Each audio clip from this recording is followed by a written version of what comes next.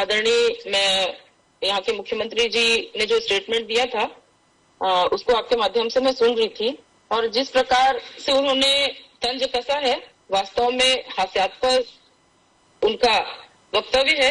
जिस तरह से छत्तीसगढ़ में सरकार बनने के बाद में लगातार वो घूम घूम कर जिस प्रकार से कहते आए हैं, स्वयं कहते आए हैं कि भूपेश है तो भरोसा है,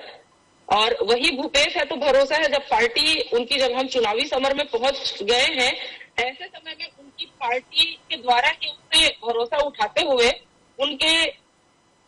सिर पर एक उप मुख्यमंत्री थोप दिया जाता है जिस तरह से, तो निश्चित इससे जाहिर होता है तो भूपेश है तो पार्टी, जनता को यहाँ से भरोसा तो उनका उठ ही गया था, लेकिन अब ऐसा प्रतीत होता है कि कांग्रेस पार्टी को भूपेश है तो भरोसा उनको भी कहीं पर नहीं दिख रहा है। इसलिए उन्होंने टीएस सिंहदेव जी को उप मुख्यमंत्री के रूप में उनके सिर पर ला करके थोप दिया है। जिस प्रकार से भ्रष्टाचार के मामले इनके कार्यकाल में उजागर हुए हैं, निश्चित तौर से बहुत बड़े मामले को उजागर करता है, और जिस प्रकार से उनके करीबियों का इस भ्रष्टाचार में नाम आना, जिस प्रकार शराब घोटाले में उनके करीबी एजाज ढेबर जी के भाई का नाम आता है, जिस प्रकार से उनके सचिव सौम्या चौरसिया जी का नाम आता है, निश्चित तौर पर उनकी पार्टी को भी भरोसा नहीं है कि भूपेश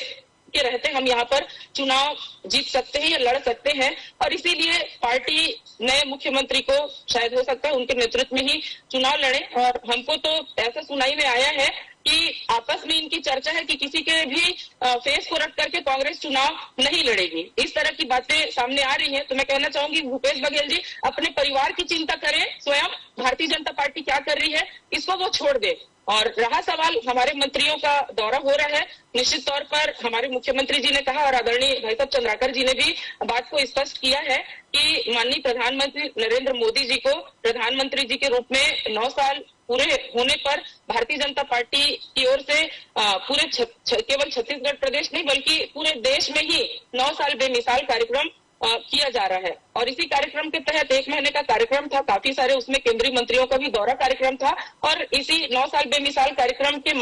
तहत ही हमारे केंद्रीय मंत्रियों का दौरा हो रहा है। और निश्चित तौर पर 9 साल में माननीय नरेंद्र मोदी जी के नेतृत्व में हमने देश में जो विकास किए हैं उनको आज हम जनता तक लेकर के जा रहे हैं। स्वयं यहाँ पर कांग्रेस की सरकार थी, 5 साल तक तो वो लोग कुछ कर नहीं पाए हैं, और जब हमारे केंद्रीय मंत्री अपनी बातें रखने के लिए जनता के पास में आ रहे हैं तो इनको तकलीफ हो रही है। स्वयं तो ये जनता से भागते गए हैं, अब दूसरे दल के लोग अगर आ करके अपनी बातों को कह रहे हैं तो भी इनको पेट दर्द हो रहा है और उल्टा सीधा वक्तव्य ये दे रहे हैं। ठीक है, वंदना जी, बीजेपी